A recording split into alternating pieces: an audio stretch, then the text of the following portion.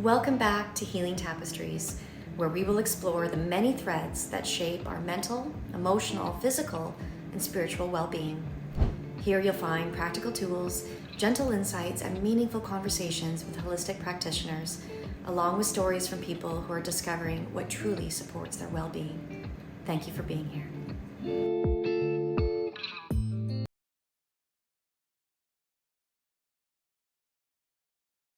Hello and welcome everyone.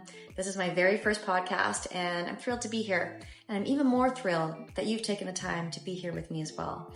So I'll start with a bit of an introduction. I'm Tanya and I've been working as a clinical therapist for almost 2 decades now.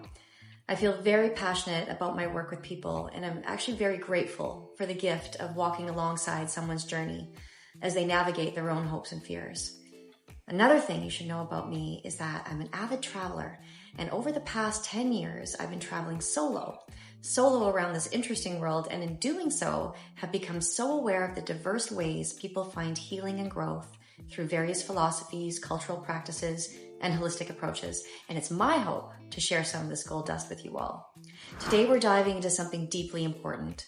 Really, it's an introduction to what will follow in future episodes. How taking a holistic approach to our well-being supports our mental health.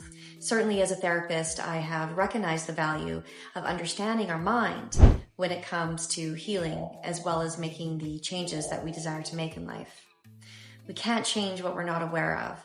So it's very important that we have this awareness and understanding of how our experiences throughout our life have shaped the way we think. Our automatic thoughts, behaviors, it's all key in helping us identify limiting beliefs like I'm not lovable or I'm not enough. These beliefs that hold us back from living our authentic life. But what I've also observed in my years as a therapist is that insight isn't always enough. It's when we take that insight and that awareness and we combine it with an awareness of our body, how we move, how we nourish ourselves, how we connect the mind with the body, as well as a connection to something larger than ourselves in efforts to find meaning and hope, that's when real holistic changes happen. Let's begin with exercise. Exercise is often talked about as something that we should do to improve our physical health. And that's true. Helps improve our weight, our heart, our strength. But the truth is, exercise might be one of the most powerful mental health tools that we have. When we move, our brain releases a cocktail of feel-good chemicals, serotonin, dopamine, endorphins, and these are the very neurotransmitters connected to mood, as well as motivation and emotional regulation, even our ability to cope with stress. Movement reduces cortisol, the stress hormone. So if you've ever noticed that you feel calmer after you've gone for a walk or lighter after stretching, it's not a coincidence. That's your nervous system shifting out of fight or flight and into a more grounded, settled state. And what's beautiful is that movement, it doesn't have to be intense. It's not about extreme workouts or pushing yourself to the edge. I mean, it could be something as simple as a morning walk or gentle yoga flow, dancing in your kitchen or stretching before bed. These small intentional movements, they train the body and the mind to release tension, to breathe deeper, and to process emotion. So often, the anxiety and grief and stress that we experience, it gets stored in the body. So movement, it helps us release what we're holding so that the mind doesn't have to carry it alone. And let's not forget about resilience. The more that we challenge ourselves physically in ways that feel safe and supportive, the more that we build psychological resilience. The movement, it teaches us that we can do hard things, that we can keep going, that we can take a breath and we can move forward. And that lesson, it translates into every corner of our emotional lives. So when we talk about mental health, movement really isn't optional, it's foundational. Now let's shift into nourishment.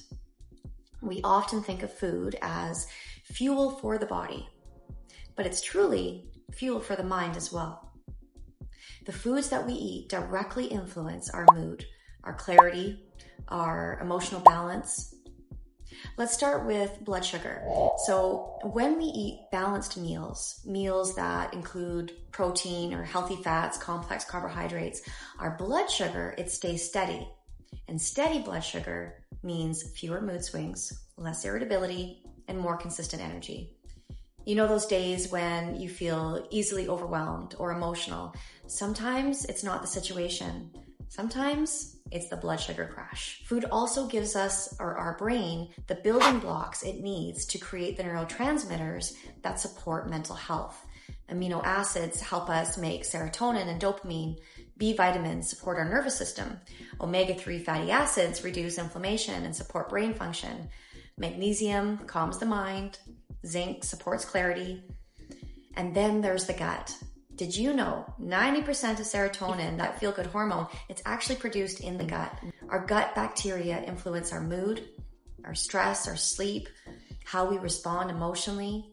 When our digestive system is inflamed, unbalanced, or overburdened, we're more likely to experience anxiety and depression. And on the flip side, when we nourish the gut with whole foods, like vegetables and fruits, fermented foods, fibers, seeds, nuts, we support the microbiome that supports us. And it's incredible how quickly that shift can be felt. More clarity, better sleep, more emotional stability. Food is not just about eating. It's about caring for ourselves. It's about choosing nourishment that supports our mind as much as it supports our body. So now let's talk about spirituality, because in my opinion, it's often the most overlooked pieces of our mental health. And spirituality does not have to mean religion. It can mean a sense of connection to something greater. Anything, nature, the universe, energy, community, your inner wisdom. It's about belonging, and it's about meaning, and ultimately it's about feeling anchored. Spirituality gives us perspective. When we're struggling, spirituality can help us zoom out and remember the bigger picture. It helps us hold hope, which is incredibly protective for our mental health. Spiritual practices such as meditation, chanting, mindfulness, breath work, journaling, lighting a candle, or even just sitting out in nature, it calms the nervous system. These practices, they reduce anxiety, they lower rumination, and they help us shift from chaos to clarity.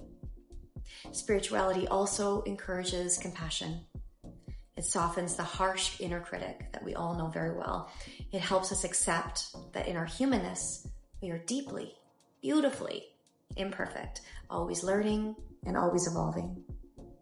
And perhaps the most powerful part is that spirituality reminds us that we're not alone. That whether that connection is to a higher power or your ancestors, the natural world, or really simply just even to your own soul, that sense of belonging is deeply healing. Spirituality can come with rituals and practices that anchor us during grief, loss, fear, just even transition. It gives us hope, as I mentioned before, and that hope is medicine. So how does the mind, movement, nourishment, and spirituality all come together? They all influence the same system. Your nervous system, your brain, your hormones, your sense of self, your emotional resilience. You are not separate parts. You are a whole person. And in recognizing this unity within, we find balance across all aspects of ourselves. Understanding that our unhelpful thinking can help us change limiting beliefs, remembering the countless benefits of moving our body, or that food provides nutrients that support our brain, that spirituality nourishes the heart and the spirit, that together they all create a foundation that we call our well-being. And I want to add that I very much realize under moments of feeling despair or overwhelm, it can be difficult to make changes in all these areas of our life. So I'll say that it's crucial to take one small step at a time and to do so with patience and compassion. I'm a therapist, but I'm also as human as everyone else. And I can say, looking back for me, change has been a bumpy road, but it starts with these small steps. We are constantly changing and growing and evolving. And the one thing we can always rely on is the profound opportunity that comes with change. Thanks for joining me today. And I look forward to diving further into all of this with you. So stay tuned for more.